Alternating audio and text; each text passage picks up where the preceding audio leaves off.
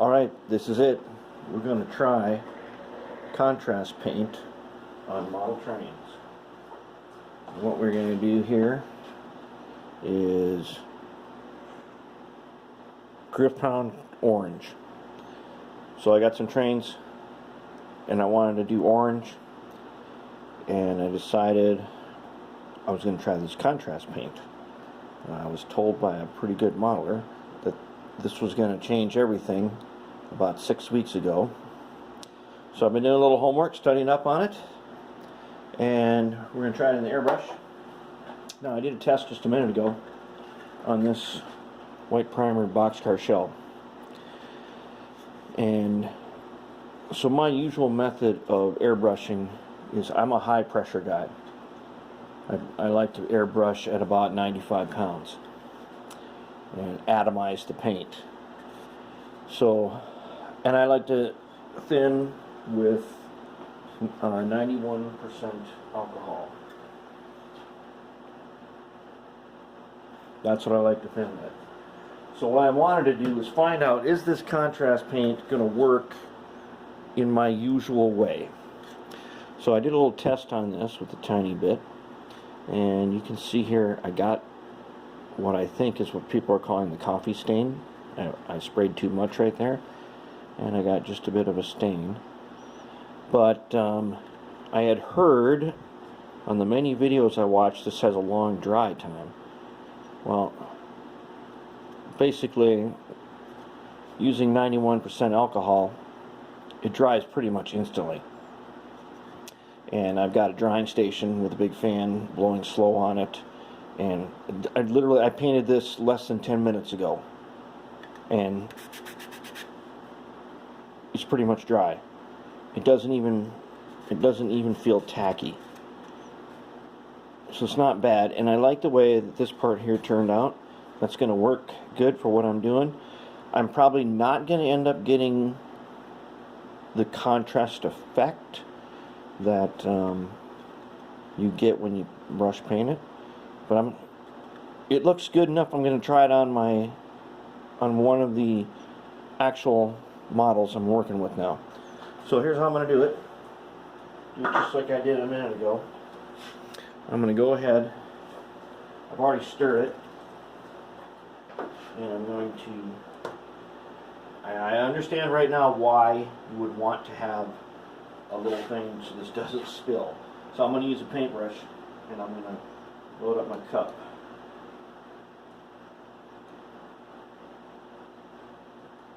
Maybe I might be able to pour a little bit in there. I don't like pouring from a bottle like this because you waste a lot.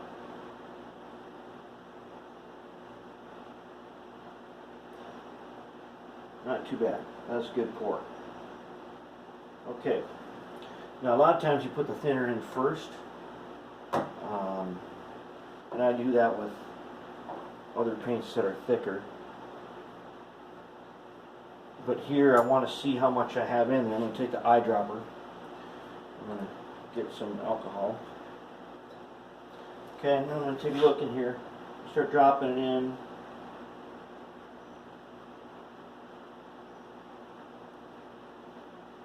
And because I'm going to basically atomize this paint as it comes out of this airbrush, which I said it's on 60 pounds right now. Normally I do 95, but this seemed to flow nicely at that amount. And as you know, using 91% alcohol, that's really accelerates dry time. Which normally I'm used to, if I'm doing enamel, you have a dry time of like 2 weeks, even under the heat lamp. Okay, so now I'm going to go ahead and I'm going to mix it a little bit more in the cup. I'm going to have to say that's pretty good. Let's get paper towel up here. Let's turn on the fan. To make this paint booth cost me $20. $20 is what it costs.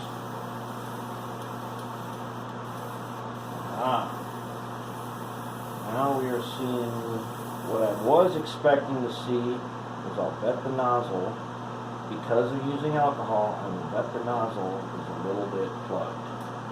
Just take a look. Just wipe it on.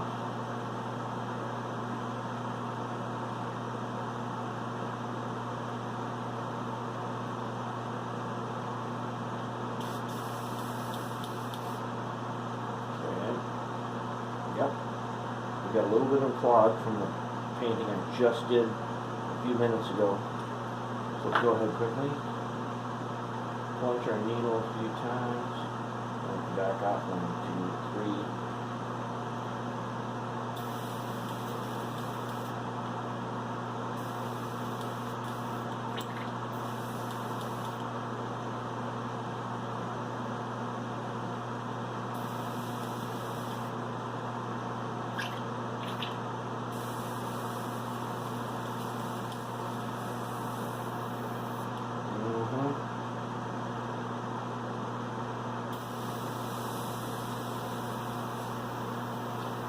Okay, we're getting a little bit.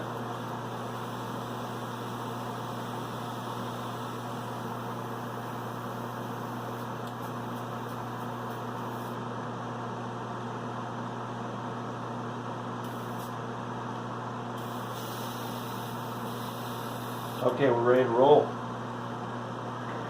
Let's hit this guy. It's just plain white primer to mask off the areas I don't want to get paint on. Let's hit it.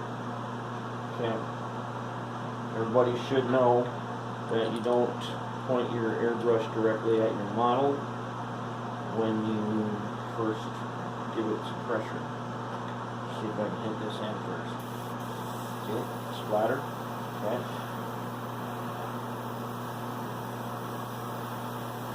There we go. She's flowing.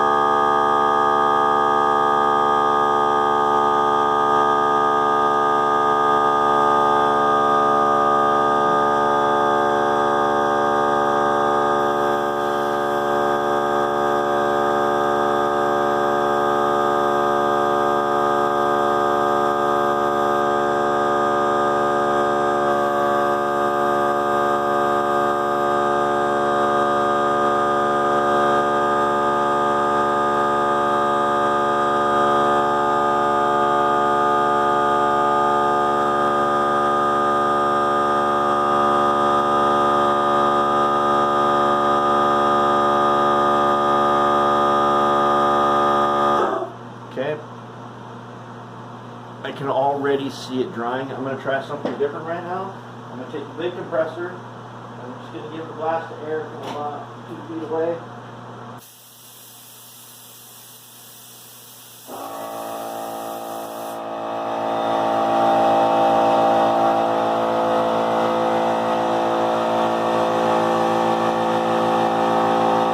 Alright, I can see it drying already.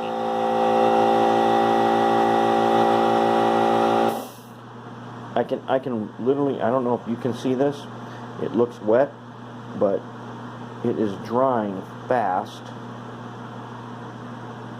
And so to me, that's unbelievably fast. I'm used to having to put this under the heat lamp and come back later with the paints I normally use. And I think this orange is going to be just right. I'm probably not going to get the contrast effect, but I'm going to like this color. It's going to look good. Alright.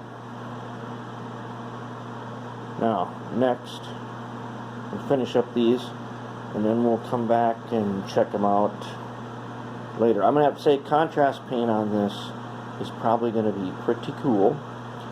for big surfaces.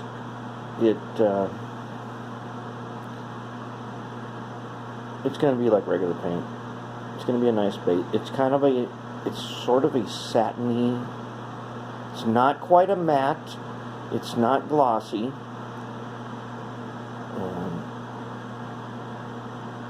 And I was going to try a bunch of different thinners on it, but I'm going with this. I'm going with 91% alcohol. I'd have to say that was about a 50-50 mix on 60 pounds. And I use a bigger air compressor than most people. And I use a braided cord on my airbrush. So that's no problem for me to spray. And it did atomize the paint.